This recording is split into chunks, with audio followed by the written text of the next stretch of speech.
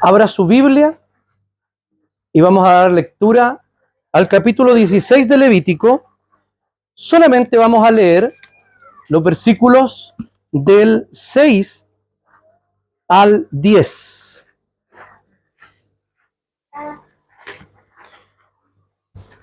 Dice así la palabra del Señor. Hará traer entonces el becerro para su propia expiación, lo ofrecerá para su propia reconciliación y sus familiares. Luego tomará los 2 machos cabríos y los ofrecerá al Señor a la entrada del tabernáculo de reunión. Echará suerte sobre los 2 machos cabríos, una de ellas por el Señor y la otra por Azazel. Entonces ordenará traer el macho cabrío que le haya tocado en suerte al Señor y lo ofrecerá en expiación. Mientras que el macho cabrío que le haya tocado en suerte a Azazel, lo presentará vivo delante del Señor para su propia reconciliación sobre él, y luego soltará a Azazel en el desierto y luego lo soltará en el desierto para que se vaya con Azazel. Oremos al Señor. Señor, te damos gracias por tu palabra. Te damos gracias, Señor, porque hoy día podemos tener comunión entre los hermanos y podemos ser exhortados por tu palabra. Te quiero pedir, Señor, que tú bendigas mis labios, me uses para poder edificar a tu iglesia, para poder, Señor, exhortarla, para tu gloria, Señor, y para la alegría de tu pueblo. Te damos gracias. En el nombre y en los méritos de Jesús oramos. Amén. Lo que hoy día estamos viendo van a ser y la próxima semana los 2 capítulos bisagras del libro de Levítico. Ya les conté que este es una forma de escribir llamada quiasmo, y en el centro del libro va en una progresión. Tema 1, tema 2, tema 3, luego hay un tema especial que sería el día de la expiación y la sangre de la expiación en el capítulo 17, 16 y 17, y luego retrocede con el tema 3, con el tema 2 y con el tema 1. ¿Me entienden? Entonces es una forma así, esta forma de escribir. Bueno, es la misma forma que trabaja el propio Pentateuco, los 5 primeros libros. Ya también es forma de quiasmo, donde se repiten los temas en los distintos libros de la Torá. En esta ocasión, nosotros ya hemos visto, hasta la semana pasada, vimos la impureza ceremonial, ¿cierto? Pudimos ver primero, en el Levítico 1, pudimos ver cómo el Señor abría la puerta para entrar a su presencia. Y lo que decía era que el Señor llamó a Moisés desde el tabernáculo. Y luego le hace un recorrido, ¿cierto? Le dice cómo ofrendar, cuáles son los tipos de ofrendas, las ofrendas que van a ser de distintas formas, van a ser para distintos propósitos, etcétera. Algunas de gratitud, otras expiatorias, etcétera. Luego va a hablar acerca de la consagración de los sacerdotes y luego de la santificación del pueblo. Ahora llega a esta bisagra de 2 capítulos, que sería el 16 y el 17, y va a hablar acerca de cómo el Señor trae una solución a la gran problemática del pueblo, que era acceder a la presencia de Dios. ¿Ok? ¿Y por qué vemos que esto se cumple? Porque ¿desde dónde llamó el Señor a Moisés? Desde el tabernáculo, ¿se acuerdan? Pero en Números podemos ver que el Señor habló con Moisés en el tabernáculo de reunión. O sea, ya había sido abierta la puerta y Moisés podía entrar a hablar con el Señor. Sin embargo, esta es la labor profética que cumplía Moisés. no la labor sacerdotal que iba a cumplir Aarón, sus hijos y todos sus descendientes. El Yom Kippur, o el día de la expiación, es el día más importante del calendario judío hasta el día de hoy. Era la fiesta hebrea, ¿ok? Se celebra el 10º día del 7º mes del calendario lunisolar que tiene el pueblo de Israel. ¿Se acuerdan qué día nos toca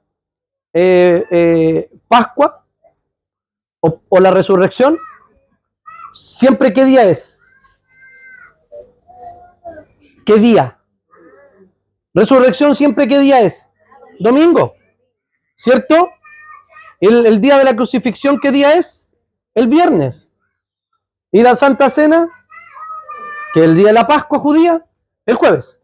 Porque es un calendario que encaja los días, pero no así las fechas para nosotros, cuando se compara con nuestro calendario. Ya por eso es que se va moviendo en nuestro calendario en la fecha, pero no en los días.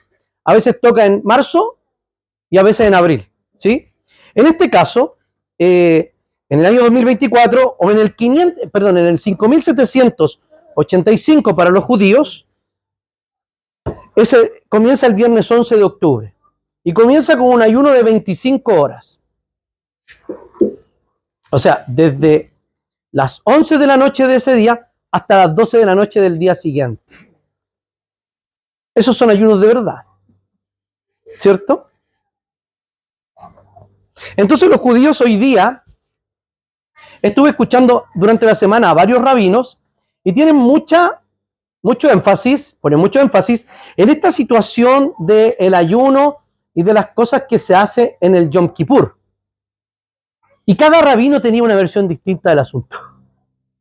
Era muy extraño ver cómo los rabinos explican con una especie de autoayuda ser bueno y ponerse buenos propósitos y una buena intención y un buen corazón para poder celebrar el Yom Kippur, porque este día son perdonados todos los pecados del año pasado y quedan 0 kilómetros ¿para qué?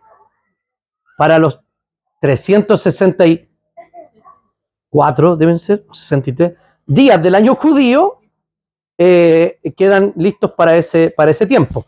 Uno se ríe y dice, van a quedar listos, pero sí. A ver, quiero. Hoy día los judíos no tienen templo. Yo sigo a un creador de contenido judío que hace una especie de apología del judaísmo y lo contrasta con el cristianismo. Es muy interesante escucharlo. Entonces un cristiano le pregunta, ¿cómo ustedes logran la expiación en el Yom Kippur si no hay templo? Y le dice, la verdad es que no es necesario el sacrificio de animales. ¿Pero por qué? Y cita el 28 o 28 de Deuteronomio, diciendo que el Señor es el que limpia el prepucio, el que quita el prepucio del corazón y que hay una actitud de arrepentimiento. O sea, él dice que no es el macho cabrío que se sacrifica, sino que es el arrepentimiento que hay en el corazón. Me parece mucho más judío este hombre que todos los rabinos que escuché, ¿ya? Porque reconoce que se necesita arrepentimiento y que queda vacío el sacrificio si no hay arrepentimiento. Y cito a los profetas diciendo, este pueblo de labios me honra, pero su corazón está lejos de mí. Ya no quiero su grosura, no quiero sus animales, sus machos cabríos, si ustedes no van a realmente arrepentirse. Entonces siempre fue la misma metodología. Había que arrepentirse para acercarse al Señor. Y aquí le está diciendo cómo se hace este proceso, ¿ya? La estructura del contenido, vamos a ver primero de esta forma que hemos visto siempre, día de expiación, que pasa con Israel, y luego el cumplimiento que está en Cristo Jesús. El versículo del 6 al 10 resume, porque si leemos el capítulo completo, se genera confusión en la lectura misma. Entonces, para no confundirlos, ahí está el resumen, y yo les voy a ir leyendo algunas cosas del capítulo, mantenga su Biblia abierta. El que la tiene que mantener encendida, no se distraiga con una notificación, y le exhorto a que se compre una Biblia de papel, ¿ya? Va a ser mucho más usted experto en su Biblia si la sabe manejar, ¿ya? Entonces, vamos a ver. Este es el acontecimiento el orden de los acontecimientos en este día. Primero, Aarón ofrece el toro como una ofrenda por purificación por sí mismo y por los sacerdotes, ¿ya? Y también dice por su familia. Esto quiere decir que por todos los sacerdotes, por todos los levitas y por todos los que están detrás de él. O sea, lo primero que tenía que pasar era que debía él estar bien delante del Señor. Él estar perdonado delante del Señor, y luego echa suerte para decidir, eran 5 animales, para decidir entre los 2 machos cabríos. Uno se sacrificaba como ofrenda de purificación del altar y del tabernáculo, y el otro era enviado al desierto, ¿ya? Luego se sacrifica el macho cabrío de ofrenda, y el otro macho cabrío es presentado ante el Señor y luego enviado al desierto, ¿ya? Entonces, tanto los versículos 8 y 10 describen que uno es enviado, que es el Azazel. Ya vamos a ver quién es o qué es ese macho cabrío. Perdón, no el macho cabrío, porque el macho cabrío no se llamaba Azazel, sino que era entregado a Azazel. ¿Ok? Entonces, primero parte el capítulo con una solemne advertencia. Después de que los hijos de Aarón se acercaron al Señor y murieron, el Señor habló con Moisés. O sea, el telón de fondo de las instrucciones que el Señor da para este día son la muerte de los 2 hijos de Aarón que presentaron fuego extraño. ¿Ya? El pecado es presentar algo que no es puro delante del Señor. Hoy día los judíos son muy estrictos para sus fiestas de donde proviene el fuego, por lo mismo.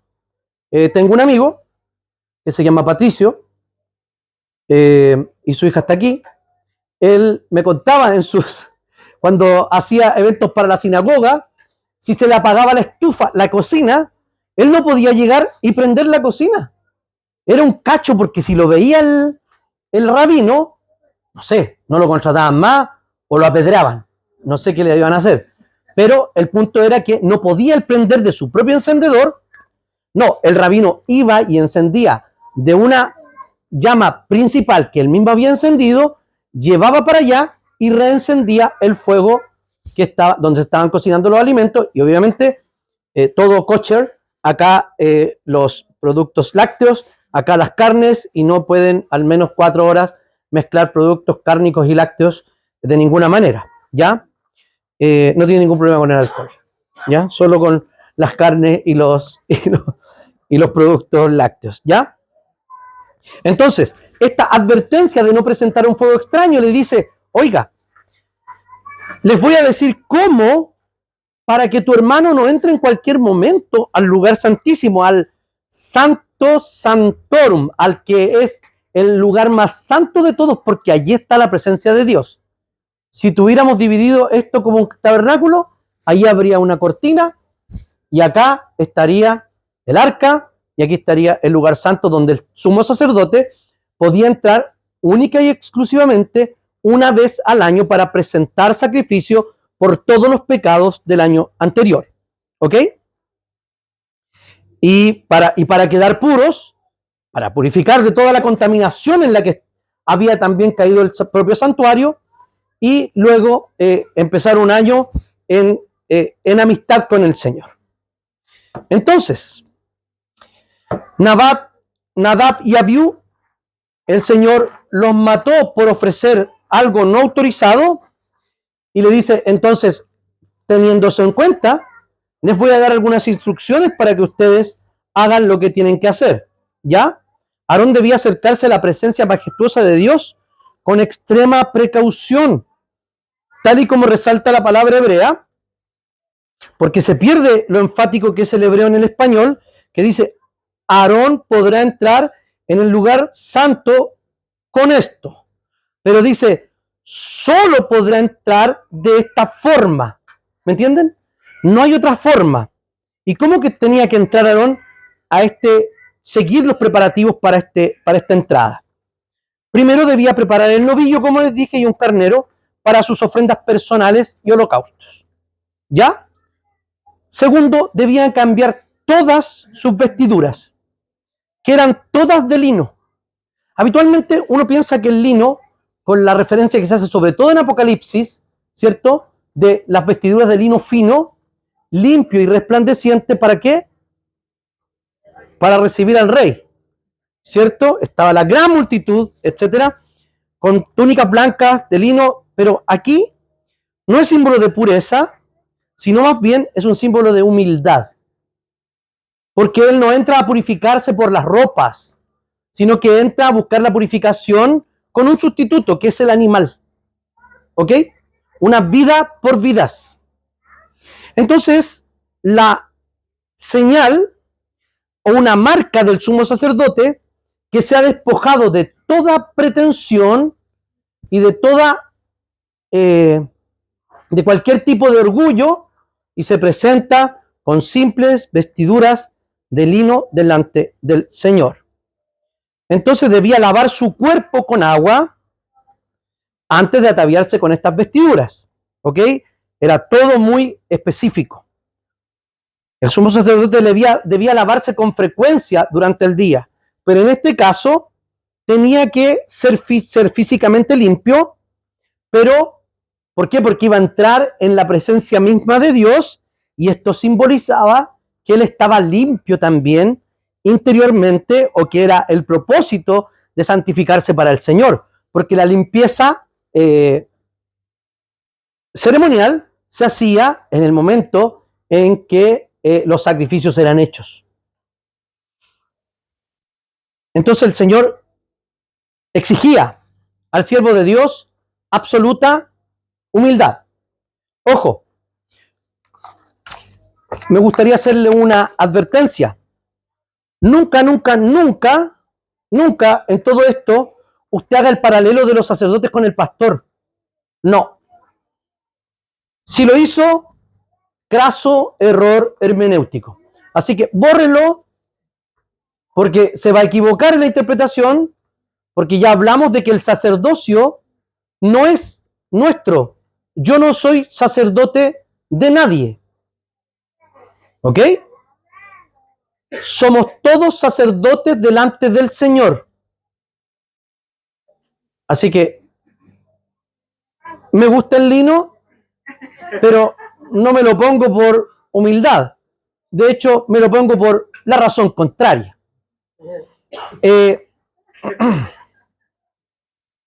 Entonces, cuando era necesario estar físicamente limpio, humilde, etcétera, Aarón tenía que preparar todos los materiales que hacían falta para esta ceremonia.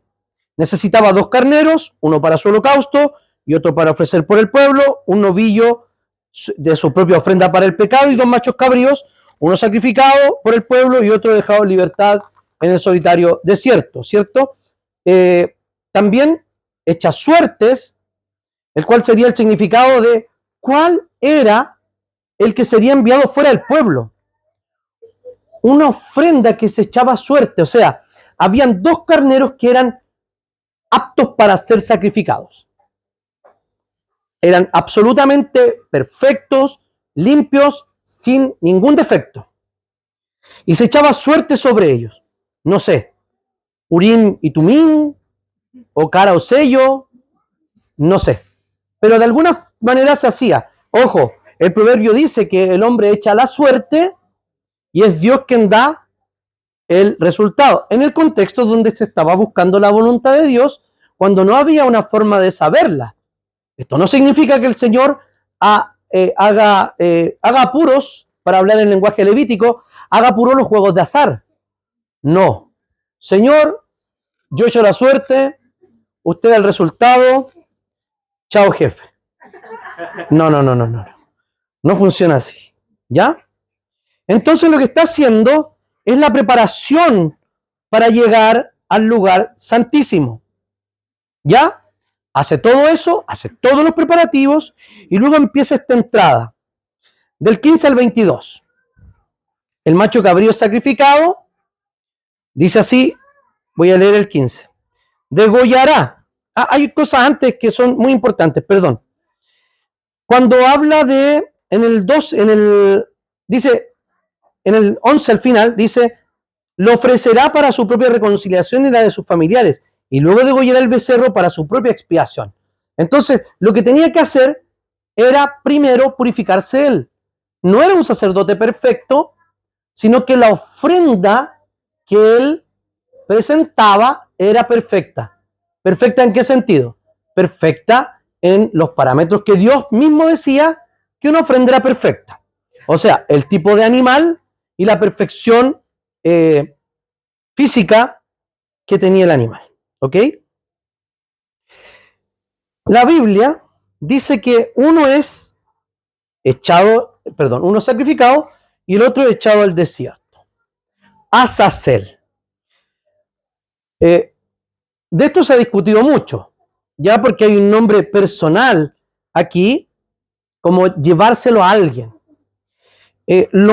La explicación más atractiva sería que le estaban entregando un pago a un demonio del desierto, ¿cierto?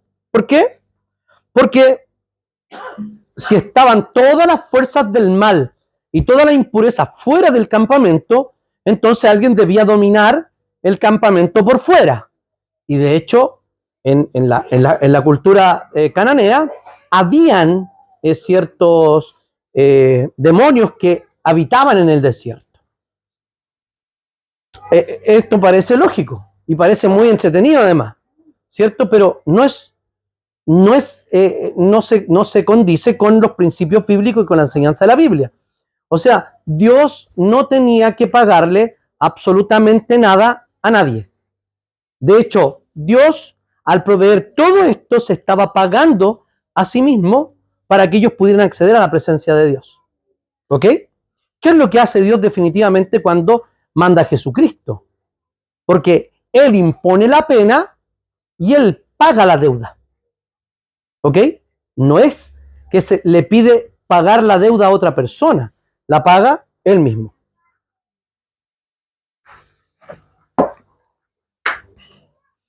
Entonces, el macho cabrío que se deja en libertad es un macho cabrío al cual se le traspasa la culpa y el pecado.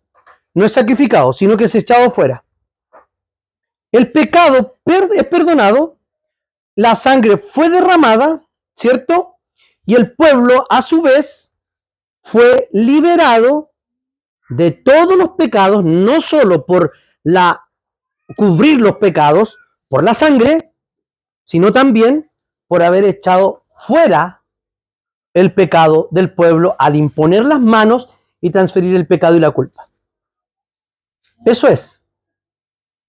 Significa que ellos iban y habitualmente lo que se hacía es que se amarraba por ahí, incluso la tradición judía dice que se tiraba a un barranco este animal.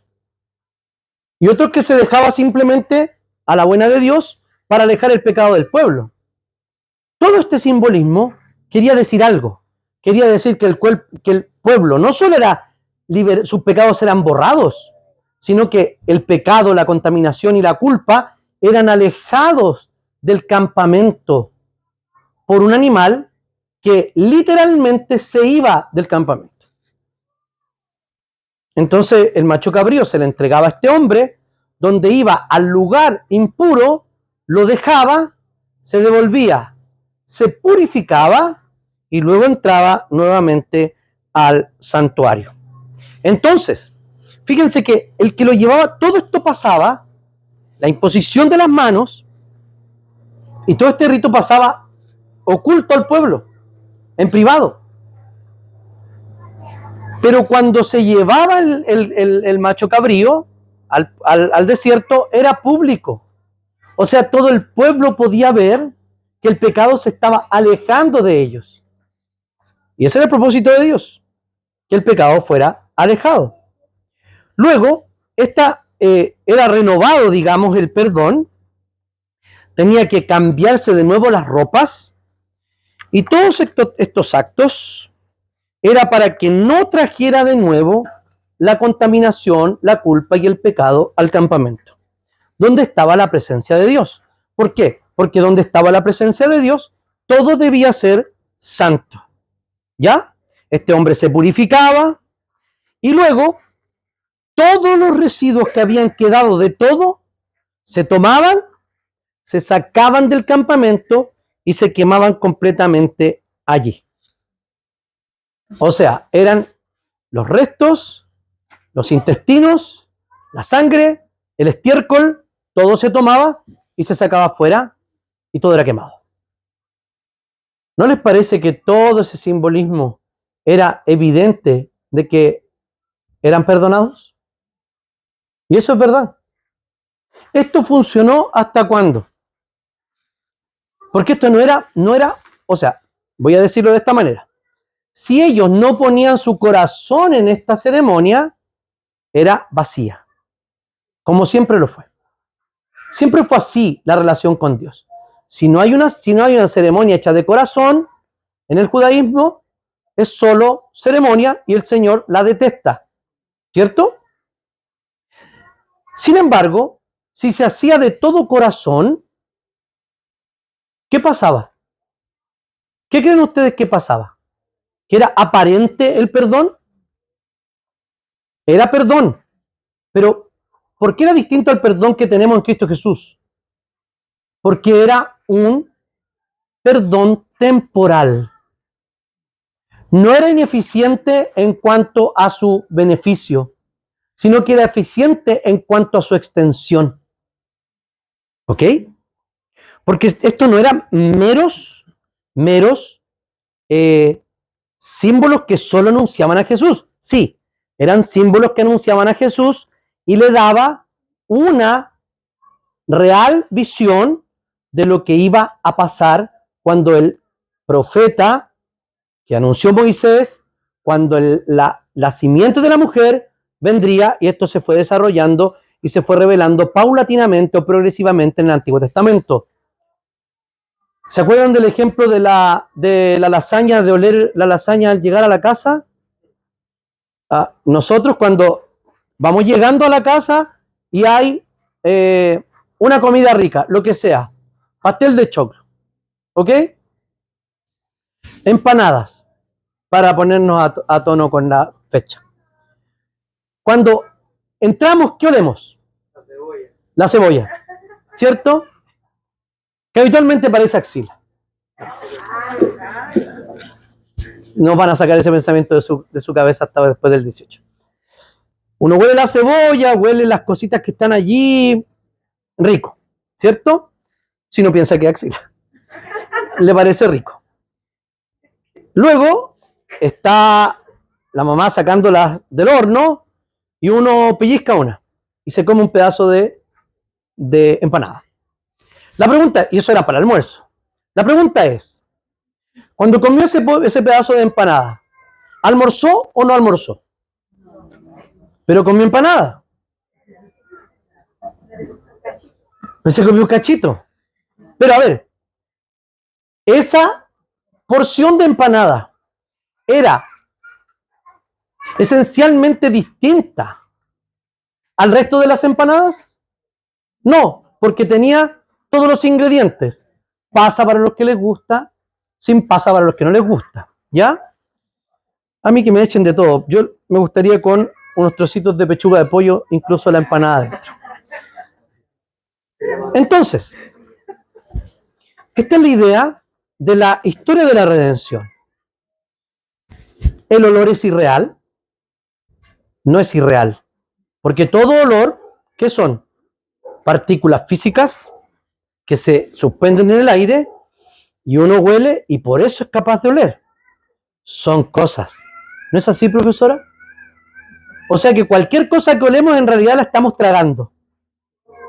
Qué hermoso.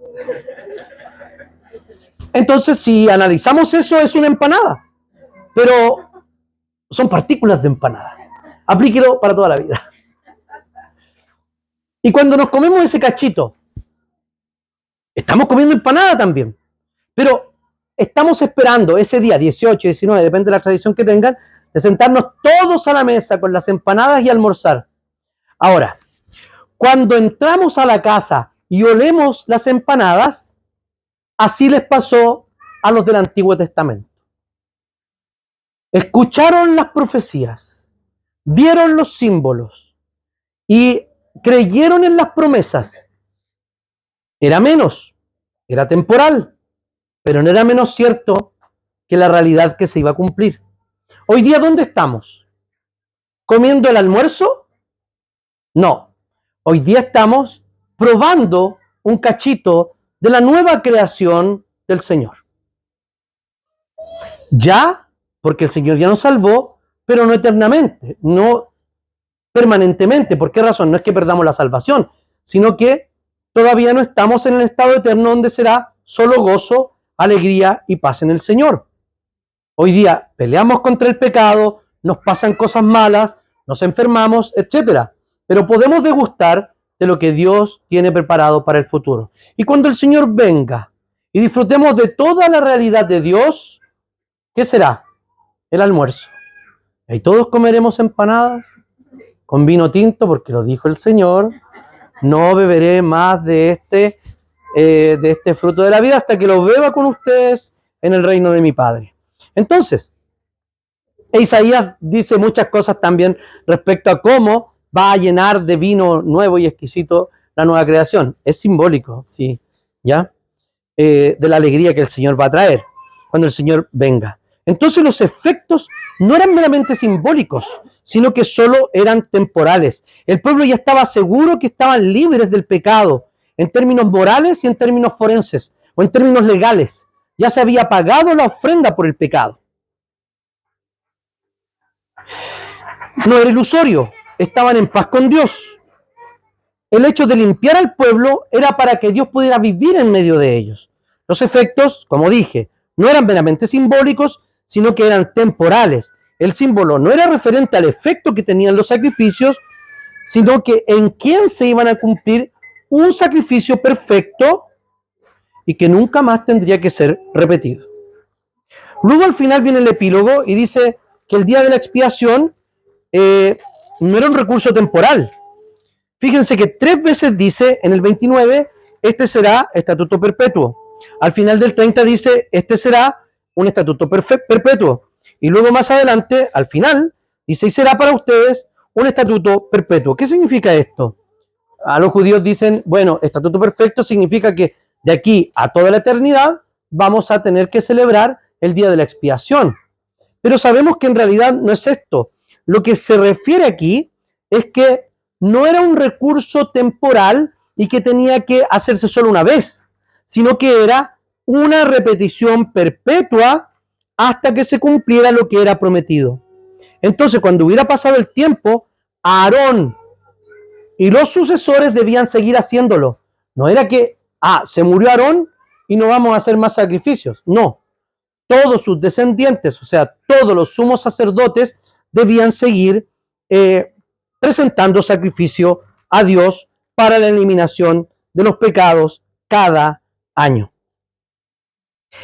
En la parte del fracaso de Israel, no hay específicamente ningún texto que los judíos hayan violado el cumplimiento del Yom Kippur. Ya no existe. También investigué en algunas otras fuentes y no aparece, no encontré por lo menos. Si alguien encuentra, me manda ese dato. Pero no hay. Pero lo que Dios siempre le reclama, y no lo voy a repetir, solo lo voy a mencionar, son cosas que ya hemos dicho anteriormente, que no ponían su corazón, que no dedicaban su mente, que no estaban, básicamente ellos creían que era una cosa automática, que no se ponía el corazón en ello. El Señor siempre ha pedido la actitud correcta del corazón. Si nosotros celebramos el Día del Señor y venimos por mero cumplimiento de que sí, ya voy a ir porque el Señor lo manda y si no voy a vivir el Día del Señor, pero me voy para la casa. No, eso no vale. No que sea ir al infierno. O a lo mejor sí, no sé si usted es salvo o no. Pero no seáis por eso, por lo menos. Pero el que es creyente debe tener una actitud correspondiente a un corazón inclinado hacia el bien. Porque ya nosotros no nos inclinamos totalmente hacia el mal. ¿Esto lo sabía usted? Cuando decimos que nos inclinamos permanentemente al mal, lo que estamos haciendo, no estamos diciendo que somos súper humildes y nos vamos a poner súper malos en esta, vamos a parecer súper malos e ineficientes en esto. Sí, somos malos e ineficientes, pero el corazón regenerado ya tiene una inclinación hacia el bien. Si usted tiene una inclinación permanentemente hacia el mal, debería poner en duda y en examen su propia conversión y arrepentirse de sus pecados y creer en Jesucristo como su Señor. Entonces, pasemos al tercer punto, que sería el cumplimiento en Cristo. Le voy a pedir que abra su Biblia. Hay dos textos que tratan este asunto, que es el capítulo 10 y el capítulo 13, pero me voy a referir exclusivamente al capítulo 13. Hay muchas más otras referencias en hebreo. Lo voy a repetir una vez más. El libro de los Hebreos estaba siendo escrito probablemente para algunos hermanos que estaban en Roma u otra ciudad grande y que eran de origen judío, eran hebreos de religión y que se habían convertido al cristianismo, pero estaban pensando en retroceder y en volver al judaísmo. Porque, ojo, adelantada la primera era del cristianismo, se empezó a desvincular del judaísmo. De hecho, un hito clave para desvincularse del rito judío fue el propio Concilio de Jerusalén, detallado ahí por Lucas en Hechos capítulo 15, donde toman ciertos acuerdos y mandan una carta para ver cómo se iban a tratar las cuestiones de la mesa, de cómo iban a comer judíos y gentiles, cristianos, ¿ok? Entonces, cuando hablamos de esta cuestión de judíos queriendo volver al judaísmo, judíos cristianos que se habían convertido al cristianismo y querían volver, es porque todavía estaba sucediendo todo el rito y toda la ceremonia en el templo de Jerusalén. Entonces, el libro de los Hebreos, la carta a los Hebreos, que en realidad es un sermón, debió ser escrito antes del año 70, cuando Jerusalén fue sitiada por Vespasiano y luego terminada de destruir por Tito. Esto todavía estaba en ejercicio. Por eso que ellos querían volver al rito, volver a la ceremonia. Y todo lo que hace es decir, Hebreos, el autor de Hebreos, es decir, miren, todo esto que estaba acá se cumplió acá. Todo esto de acá se cumplió acá. Y todo tenía cumplimiento en Cristo Jesús. Ya lo dice del primer versículo de Hebreos, ¿cierto? Porque Dios, habiendo hablado de muchas maneras, muchas veces, a nosotros por medio de los profetas, ahora, a nuestros padres por medio de los profetas, ahora nos ha hablado a nosotros, hoy, por medio del Hijo. Y esa es la palabra definitiva de Dios. Entonces, primero el altar de sacrificio. Dice el 13:10. Nosotros tenemos un altar del cual no tienen derecho de comer los que sirven en el tabernáculo. O sea, está diciendo lo siguiente, miren, los que están sirviendo ahora en el tabernáculo, los que están sirviendo ahora en Jerusalén, allá en el templo, no tienen derecho de comer del altar del cual nosotros comemos. ¿Y qué significa esto? Significa varias cosas. Entre ellas, él decía que el sacrificio de Cristo en la cruz era ya único y perfecto. Eso quiere decir que nosotros los cristianos ya teníamos un altar espiritual en Cristo. O sea, Él ya había sido sacrificado, al cual no tienen acceso los sacerdotes ni del Antiguo Testamento ni del Antiguo Pacto que estaba en ejecución en Israel todavía. Porque se estaban celebrando todavía sacrificios y ritos por los pecados. ¿Ok?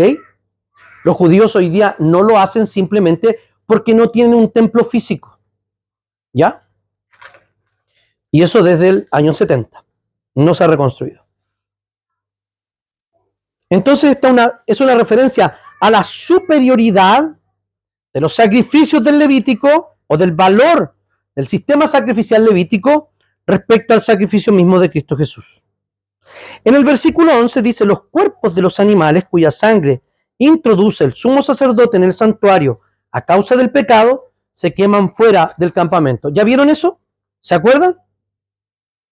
La referencia es que todos los cuerpos o todos los desechos eran echados fuera. ¿Por qué razón? Porque se relacionaban con la purificación. Y esto tendría que ser purificado o quemado, echado fuera del campamento de Israel, expulsando el pecado y manifestando la necesidad de que Cristo tenía que sufrir, ¿dónde? Fuera de la ciudad. Y lo dice a renglón seguido, el 12. De igual manera, Jesús sufrió fuera de la puerta para santificar así al pueblo mediante su propia sangre. Entonces, el sacrificio del Yom Kippur, donde todo era quemado fuera del templo, incluso el Azazel era, el macho cabrío Azazel era liberado fuera de la ciudad. Jesucristo también padeció por nosotros fuera de la ciudad, fuera de lo que Dios había llamado santo, que era la ciudad de Jerusalén.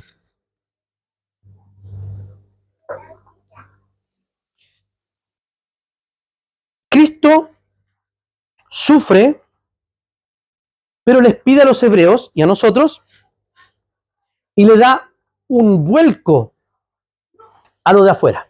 Déjenme decirle. De ahí en adelante, de ahí para atrás, lo de afuera tenía que ver con lo malo, ¿o no? Tenía que ver con lo impuro.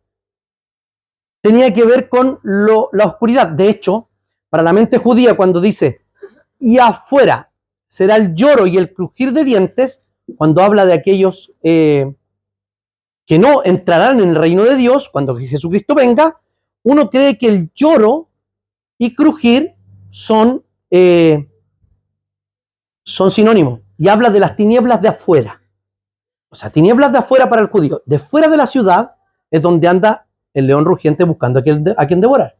Fuera de la ciudad es donde estaba oscuro. Uno dice, ya, pero está oscuro.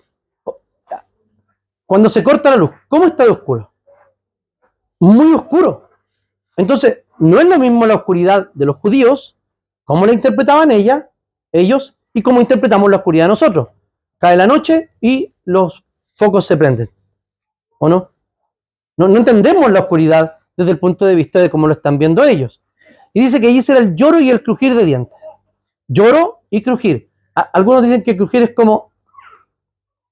No, hay intérpretes que dicen que el crujir es un símbolo de rabia y desprecio, como cuando los dientes se aprietan de rabia, de odio, y estos crujen.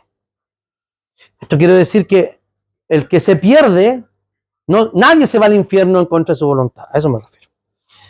Entonces, nos dice lo siguiente en el 12. De igual manera, cierto, Cristo sufrió y se sacrificó mediante su propia sangre para salvarnos. Dice, así que salgamos con él fuera del campamento y llevemos su deshonra. Pues no tenemos aquí una ciudad permanente, sino que vamos en pos de la ciudad que está por venir.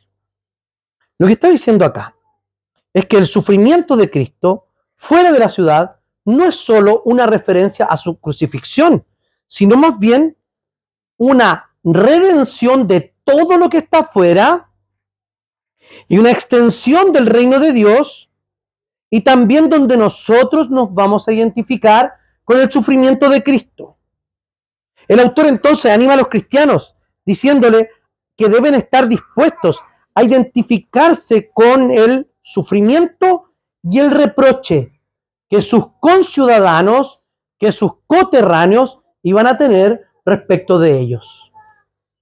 Entonces, para ellos no era solamente decir, oh, estamos fuera y nos vamos a quedar fuera. No, lo que está diciendo es que salgan afuera con Jesús, que antes era el lugar de tormento, el lugar de impurezas, etc. Ahora no. El reino de Dios se ha extendido. ¿Y va a ser todo happy? Claro que no. Porque dice que tenemos que identificarnos con los sufrimientos de Cristo Jesús que se van a vivir fuera de la ciudad, o sea, en este mundo. Y es por eso que vuelvo a las empanadas. En el ya, pero todavía no, nadie está satisfecho con un cachito de empanada, ¿cierto? Nadie. Porque es una época traslapada, donde somos salvos, sí, pero aún vivimos consecuencias del pecado original. La propia muerte física, las enfermedades, el sufrimiento, todo aquello que decimos, seamos creyentes o no, esto no está bien en el mundo. Todos hemos dicho eso, ¿cierto? Esto no debe ser así. ¿Quién nunca ha dicho esa palabra mirando la realidad del mundo? Todos hemos visto. Esto no debe ser así. Bueno, hemos identificado el ya, pero todavía no. Hay cosas buenas que el Señor nos ha regalado, pero todavía sigue habiendo cosas malas y el reino de Cristo se está extendiendo. Por eso nos dice que salgamos fuera para comprometernos a vivir por Cristo y no con la mirada puesta en este lugar de vergüenza. Así dice el versículo 13, un lugar de vergüenza, lugar de sufrimiento, de deshonra, asociado a la cruz. Esto implica que vivamos también las cosas que Cristo vivió. En el 14 dice lo siguiente, pues no tenemos aquí una ciudad permanente, sino que vamos en pos de la ciudad que está por venir. El mundo presente entonces es temporal. Y los creyentes no debemos buscar la ciudad eterna aquí en la tierra. Si le preguntamos a cualquier persona en el mundo y le decimos, ¿cómo sería tu sociedad ideal? Traten de responder. Solo una cosa. Sociedad ideal. No tienen sociedad ideal. Justa. ¿Qué más? Lleno de asados, dice él. Sí, podría ser una sociedad ideal también. ¿Qué más? Una sociedad ideal segura. ¿Qué más? Donde no haya muerte, por ejemplo, ¿cierto? Donde no hayan desastres naturales, donde no hayan enfermedades, donde no haya dolor. Uno dice, sí, y todos están haciendo esto, porque el transhumanismo, ahora meterse en el tema de la eutanasia, y ya el gobierno se está metiendo en esto, no es de pura maldad, sino que porque están tomando caminos, ¿para qué? Para llevar a cabo esa sociedad ideal que tienen en el corazón, ¿cierto? Del no dolor, del no sufrir, porque nuestros corazones anhelan eso, anhelan la eternidad, pero esos son caminos que llevan a la destrucción. Todas las soluciones humanas, los proyectos políticos, hemos visto fracasar cuántos proyectos políticos en toda la historia de la humanidad. Y todavía creemos que los proyectos políticos pueden hacer lo que solamente la venida de Cristo y la instauración del reino de Dios eterno lo puede hacer. Solo eso. No significa que nosotros no hagamos nada por la sociedad. De hecho, debemos hacerlo. El punto es, ¿dónde está nuestra mirada? Si está aquí con proyectos humanos, incluso no con proyectos humanos de un metarrelato, eso de que, wow, todo el mundo va a estar bien. No, sino nuestras propias familias, nuestras propias vidas, amarme a mí mismo, no sé qué, valorarme, te lo mereces. Todas esas cosas son intentos temporales de traer la ciudad eterna a nuestra vida. Y eso hoy día no es posible, sino hasta que venga el Rey de la ciudad, que será Cristo Jesús. Y no es una ciudad, no es una ciudad, será el cosmos completo. El autor de Hebreos entonces los exhorta a lo siguiente. No les dice que los sacrificios han cesado. Dice que los sacrificios para el pecado, para cubrir el pecado, limpiar el pecado, han cesado. Pero lo que dice el 15 dice, por lo tanto, o sea, porque creemos que Jesús murió una vez y para siempre, porque estamos dispuestos a identificarnos con Jesús, porque no tenemos la mirada puesta aquí en lo temporal, sino en lo eterno. Por lo tanto, ofrezcamos siempre a Dios, ofrezcamos siempre a Dios, por medio de Jesucristo, sacrificio de alabanza, es decir, fruto de labio que confiesen su nombre. Lo que está diciendo acá es que debemos ofrecer frutos de alabanza a Dios. ¿Qué es el fruto de alabanza? No es otra cosa sino acción de gracias aceptable delante de Dios. El sacrificio hoy día se transforma en un acto de adoración y de gratitud que reemplaza todos los sacrificios del rito del Antiguo Testamento. Ojo, se presentaba el sacrificio y venía el perdón.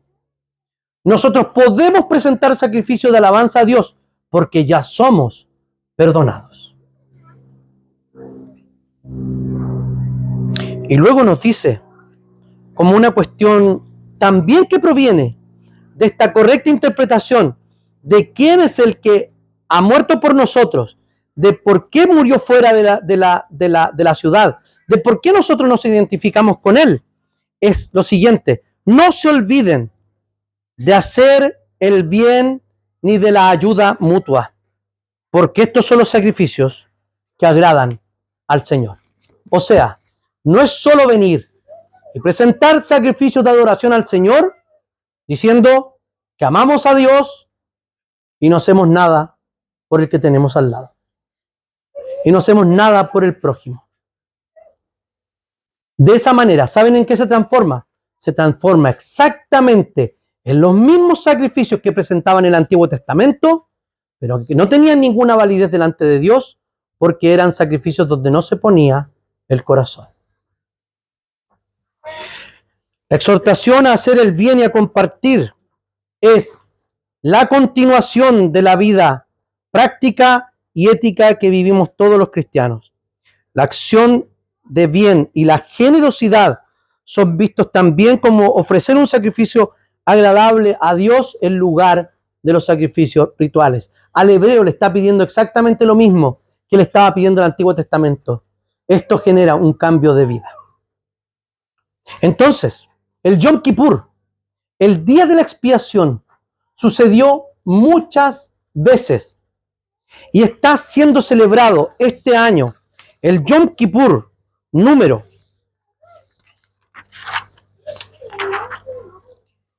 5785, el 11 de octubre. Hoy día se celebra con ayunos, con otros ritos, no con sacrificio porque no tienen templo. Pero para ellos es la misma,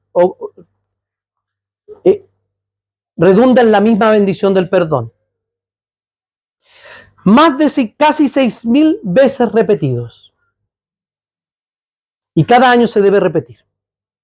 Cristo Jesús vino una sola vez, murió una sola vez, entregó solo su cuerpo, no más cuerpos. Él se transformó en el que podía entrar al lugar santísimo delante de Dios y presentarse como ofrenda y oferente.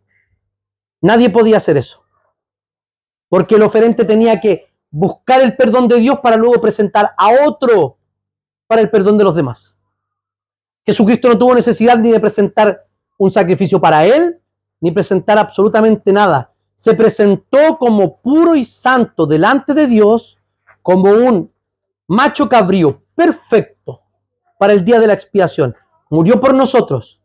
Y hoy día no se debe repetir nunca más el sacrificio. Solo lo que hacemos es recordar su sacrificio en la Santa Cena de este altar, por decirlo de alguna manera, que nadie más tiene derecho a participar que los creyentes. Lo que era cruento se transformó en incruento. Por eso agradecemos al Señor y presentamos fruto de alabanza en nuestros labios y bien a nuestro prójimo, por la sencilla razón de que hemos sido perdonados por Cristo Jesús. No hay más sacrificio por el pecado. Jesucristo ya celebró el último día de la expiación y con resultados como sacrificio perpetuo para el bienestar de nosotros y para la gloria de Dios. Oremos al Señor.